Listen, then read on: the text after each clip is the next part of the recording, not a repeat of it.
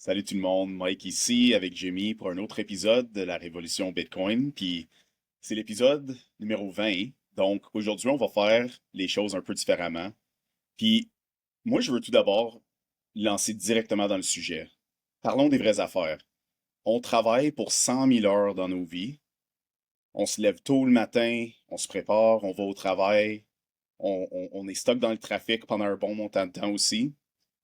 Puis imagine si quelqu'un pouvait prendre 7% de tout le travail que tu fais à chaque année.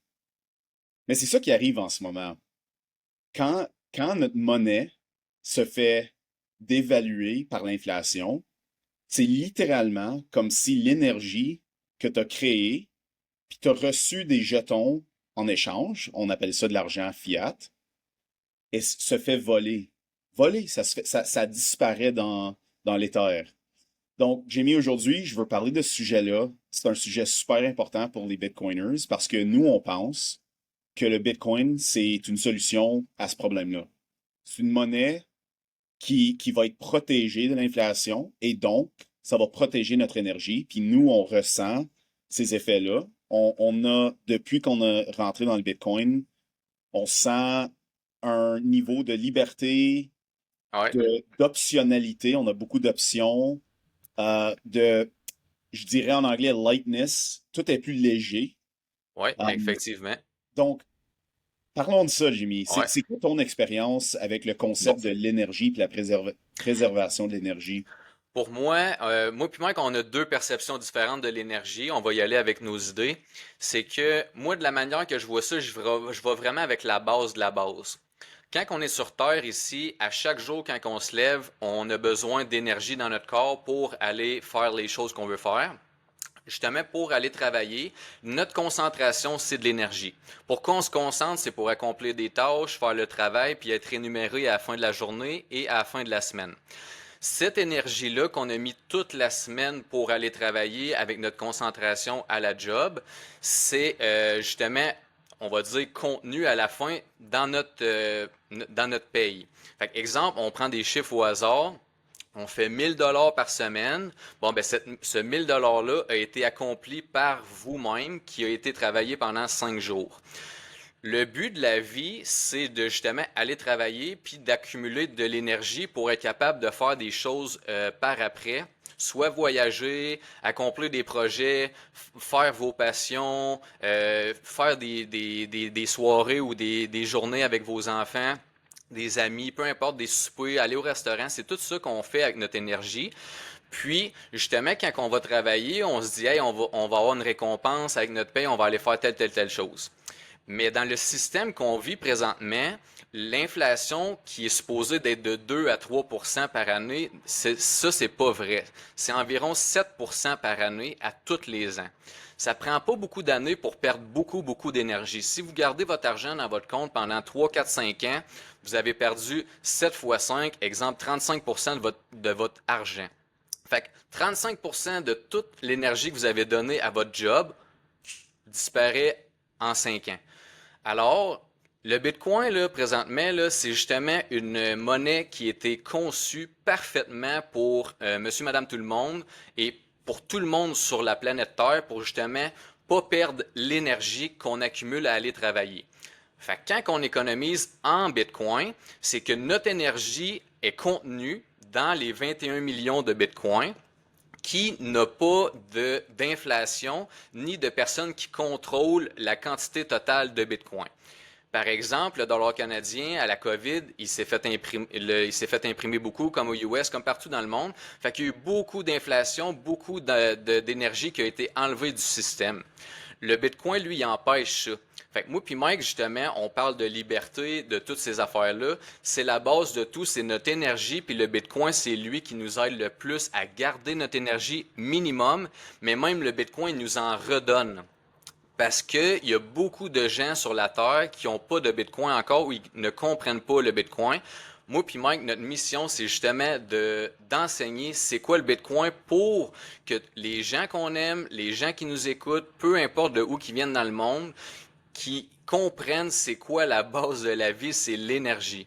Fait que le but, c'est vraiment de garder le plus d'énergie possible, le plus longtemps possible pour avoir la liberté de faire ce qu'on veut quand qu'on veut.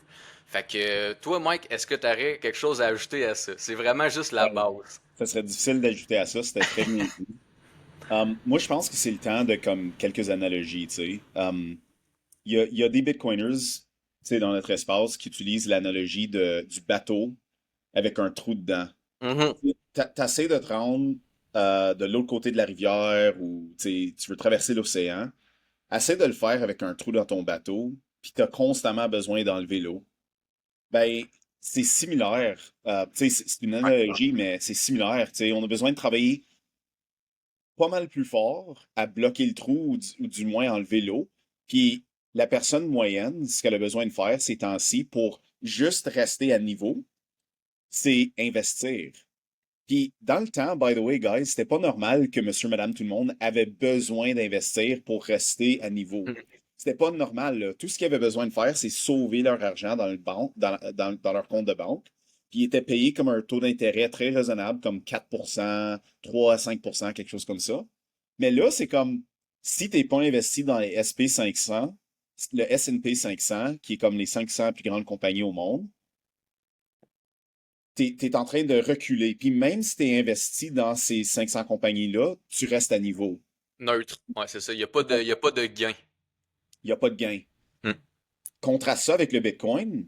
Jamie puis moi, on est des Bitcoiners, mais les Bitcoiners, dans les 4 dernières années, ont apprécié des retours de 60% par année. Donc, même s'il y a une perte générale sous forme du coût de la vie qui augmente, on est quand même en train de gagner en tenant notre Bitcoin. Pour nous, tout devient moins cher, en Ouais. fait. Les maisons sont moins chères, les chars sont moins chers, les vacances sont moins chères. C'est là Mhm. qu'on s'est rencontrés d'ailleurs en vacances. On a Ouais. dit, hey, what's up? Puis Ouais. c'était une des premières fois, Jimmy, que je me suis senti en vacances. Puis c'était un bon 2 semaines. On était dans le sud, il faisait beau. Puis j'avais zéro stress parce que en revenant, tu sais, souvent dans le passé, en revenant de mes vacances, il fallait tout de suite retourner au travail, Ah, super, comme, penser la, à ça, comment que je la vais pression. et ça, Hmm. c'est plus vraiment un facteur. Donc ça, c'est mon expérience, ça, c'est mon Ouais. explication. T'avais raison tantôt, le mot, ça me revient à l'idée, là, ça allège. Ça allège ton esprit. Même quand on est allé à Las Vegas, v'là 2 semaines et demie à la conférence Bitcoin, moi puis Mike, c'était mardi après-midi, on était dans la piscine, on était en train de profiter du moment ou peu importe. Puis moi, Joël puis Mike, on se regardait puis on disait, les gars, c'est ça la liberté, c'est le moment présent. Il y a personne qui nous attend. Il n'y a pas une job qui nous attend. Il y a pas de pression sur nous. C'est qu'on enjoy le moment présent parce qu'on sait que notre énergie est contenue dans une monnaie parfaite, conçue pour garder toute l'énergie de tous les humains qui savent, ben, qui la comprennent et qui l'utilisent aussi. Fait que le Bitcoin, là, il a l'air, ça, je l'ai déjà vu sur Twitter à quelque part. Il y a quelqu'un qui a dit ça. Quand tu regardes le Bitcoin de l'extérieur, tu vois les up and down, tu dis, hey, il crash, il monte en fou, tatati tatata. Mais quand que tu es à l'intérieur, tout est calme parce que tout va bien. C'est Ouais. vraiment, je vous dis pas que du jour au lendemain, t'embarques dans le Bitcoin, c'est le freedom instantané. Moi puis Mike, ça fait 4 ans qu'on est dans le Bitcoin, mais c'est que on a analysé le Bitcoin, on a étudié le Bitcoin, puis les données, ça ne ment pas, c'est des mathématiques. Après un certain nombre d'années, c'est que le Bitcoin te redonne de l'énergie. Fait qu'en vrai, quand tu économises en Bitcoin, c'est que en partant, tu perds pas ton argent avec, par exemple, avec ton argent canadien. Puis à la longue, c'est que le Bitcoin, il te redonne de l'énergie. Fait que là, tu as encore moins de soucis financiers, moins de soucis de stress, de choses qui t'attendent ou peu importe. Les voyages, comme on vient de dire, au El Salvador, on est allé là, on a enjoyé. On n'a pas de lundi on retourne à la job. Ben non, moi puis Mike, on a nos propres compagnies, on crée des choses, regarde, on fait des podcasts gratuits pour vous, justement, pour vous enseigner c'est quoi. On veut vraiment partager cette belle liberté, ce bien-être qu'on a là, moi puis Mike, ça a changé nos vies. Puis justement, à Las Vegas, quand on rencontre du monde comme nous, c'est comme wow, eux autres aussi, ils ont compris. On veut juste dire le mot à tout le monde. Puis ceux qui sont prêts, ils vont le savoir intérieurement, mais posez-vous la question, est-ce que vous comprenez c'est quoi l'argent, puis pourquoi vous allez travailler? Puis est-ce que vous savez que votre argent déprécie à chaque année, mais vraiment intensément? Qu'est-ce qui vous dit à la télé, c'est pas vrai, le 2% d'inflation? C'est que vous perdez beaucoup plus, puis plus que vous attendez, plus que ça va être dur et loin la liberté. Ouais. Écoute, donnons un exemple qui me touche très profondément. Puis je l'ai déjà dit peut-être sur un autre podcast, mais ma mère, comme plusieurs personnes retraitées, elle a pris sa retraite à 55 ans. Puis je me rappelle le jour qu'elle a pris sa retraite, elle était super contente. Puis c'était comme finalement la liberté. Hmm. Puis à 55 ans, on s'entend que ta pension, elle doit te payer jusqu'à 90, peut-être 100 ans. Donc, tu t'attends à ce que ça arrive. Mais plus récemment, à chaque année, j'ai l'impression, elle me confie que c'est de plus en plus difficile à rester à niveau, puis à payer sa vie, sa petite vie. La bouffe est plus chère, le logement, tu sais, tout le coût de Tout, la vie tout, est en tout. train d'augmenter. Puis, je, je- je suis pas mal certain qu'elle n'est pas seule là-dedans. J'imagine qu'il y a beaucoup de gens alentour de son âge qui ressentent un peu le pincement. Puis, si tu comprends qu'est-ce qui arrive en ce moment, c'est que l'argent se fait dévaluer, se fait gonfler, donc elle perd sa valeur, perd son énergie intrinsèque, puis ça fait que si tu fais pas quelque chose pour préserver ton énergie, je ne sais pas qu'est-ce qui va arriver. Je veux dire, moi, je le souhaite que les gens découvrent c'est quoi le Bitcoin puis pourquoi que ça a été inventé. Un, préserver l'énergie. Ouais. Puis deux, la préserver particulièrement de d'autres acteurs qui voudraient le manipuler. Ouais. Ça, c'est comme très intéressant. Ouais. Puis j'ai quelque chose à ajouter avec ça, Mike. Oui, le Bitcoin il a été inventé pour tout le monde, vraiment conçu une argent parfaite, c'est le Bitcoin. Mais au-delà de ça, en premier lieu, c'est une révolution contre justement les banques, les gouvernements et toute la corruption que dans le monde. C'est que personne ne peut contrôler le Bitcoin. Alors, quand que tu embarques là-dedans, tu vois ce que c'est, tu vois qu'est-ce que ça l'apporte, c'est que tu enlèves ton énergie qui est dans le système qui a la corruption dedans, puis là tu mets ton énergie dans un système libre, égal pour tous, global. Centralisé. Ça redonne le pouvoir à tout le monde qui est dedans, tout le monde en bénéficie. Puis si tu veux en bénéficier, il faut que tu en ailles. Fait que même ceux qui corruptent le système présentement, ils doivent se poser la question, fuck man, si on n'embarque pas là-dedans, ben on n'en bénéficiera pas aussi. Fait que c'est un couteau à deux tranchants pour eux autres, mais pour nous c'est vraiment la liberté, mais il faut comprendre le Bitcoin avant justement de sauter là-dedans à pieds joints, parce que si tu comprends pas, tu vas avoir des montagnes russes émotionnelles. Mais moi puis Mike, on est là pour ça. Moi, j'ai des formations. On est facile à parler sur Facebook. Tu sais, vous pouvez venir nous parler. C'est vraiment, euh, on vous vend pas des bitcoins. On vous vend de l'information qui vous sert à être libre et de créer ce que vous voulez, de suivre vos passions, de voyager avec vos amis, avec vos familles. C'est la base de la vie. On est venu sur Terre pour avoir du fun. That's it, that's out. Fait que tu sais, quand vous travaillez, là, vous pensez toujours à vos affaires que vous voulez faire, mais là, présentement, plus que le système avance, puis plus que vos demandes ils diminuent parce que là, vous allez juste avoir à manger, vous loger, puis payer le gaz dans votre char pour aller travailler, puis il en restera plus.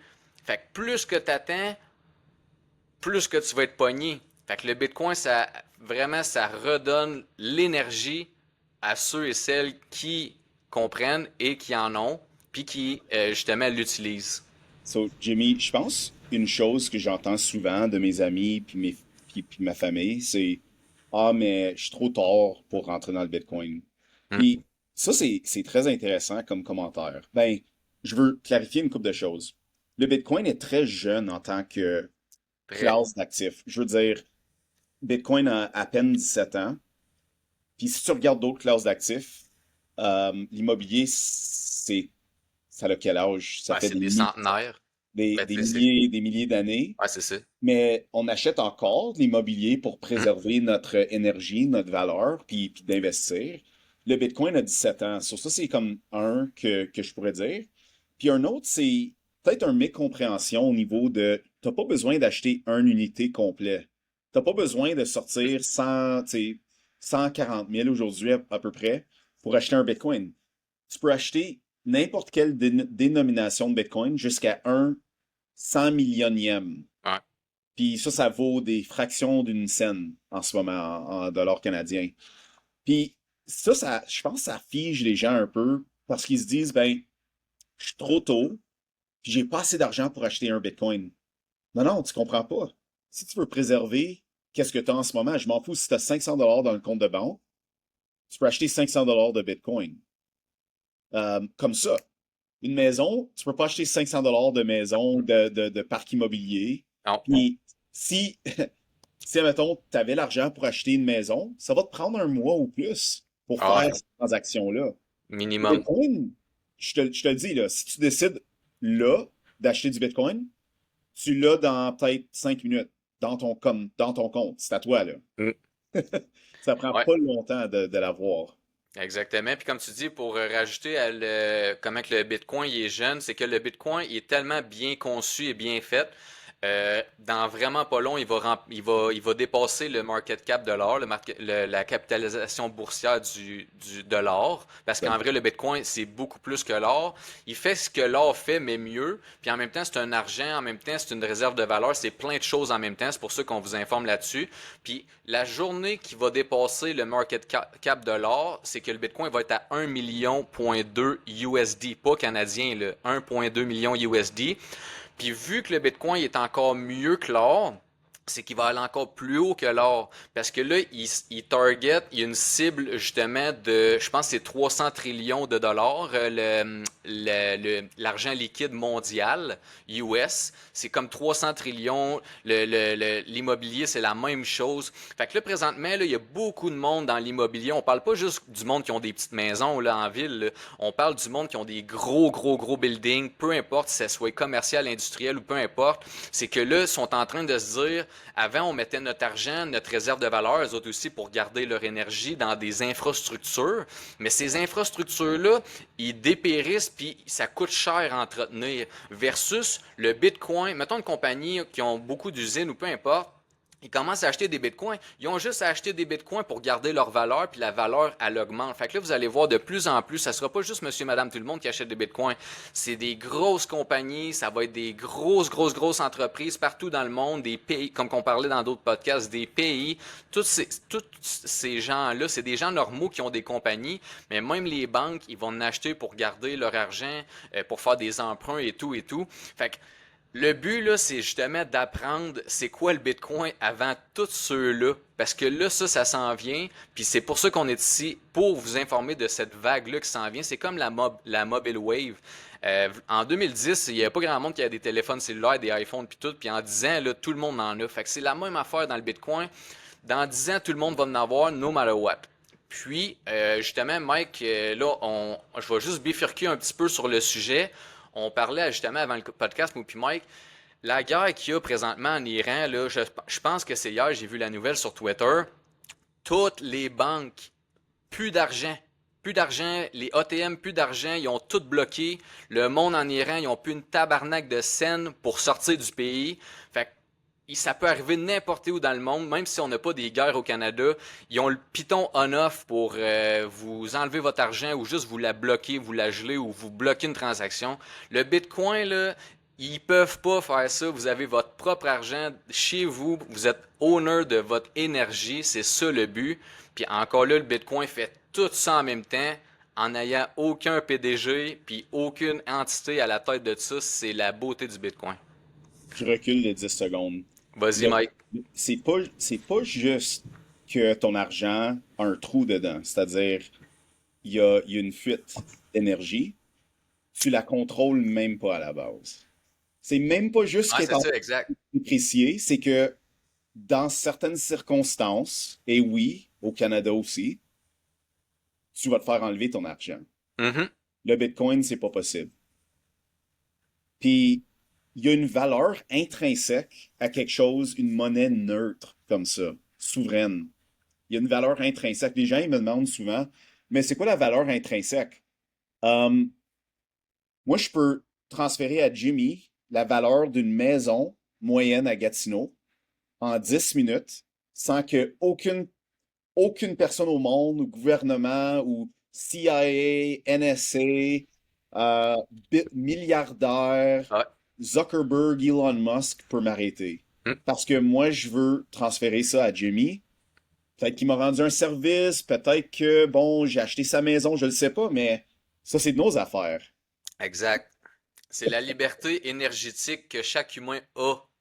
Vous pouvez transiger avec n'importe qui, quelqu'un qui fait votre gazon chez vous, puis vous dites, hey, t'acceptes-tu le Bitcoin, peu importe. Tu lui donnes du Bitcoin, il va être content parce que lui, il sait que ça va prendre de la valeur. Puis encore là, il n'y a aucune transaction visible, ben pas visible, mais c'est que il n'y a pas d'intermédiaire entre les deux. Ça peut être un dimanche après-midi, un samedi soir.